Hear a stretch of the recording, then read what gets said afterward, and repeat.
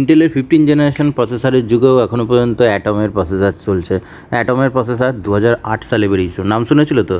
না শুনে থাকলে তাহলে তোমরা কিছু জানোই না। আর মেশিনটা যা এসেছিলো না, মানে মনে হচ্ছে যেন সেই গার্বেজ থেকে উঠে এসছে।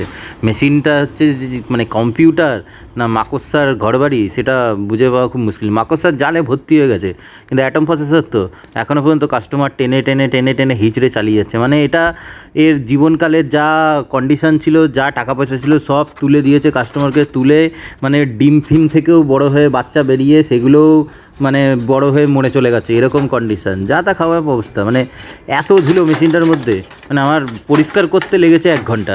মোটা মোটা লেয়ার পড়ে রয়েছে ধুলোর। প্রসেসরটার অবস্থা খুব খারাপ, যা তা কন্ডিশন, তো কী করা যাবে, মোটামুটি পরিষ্কার তো করতেই হবে।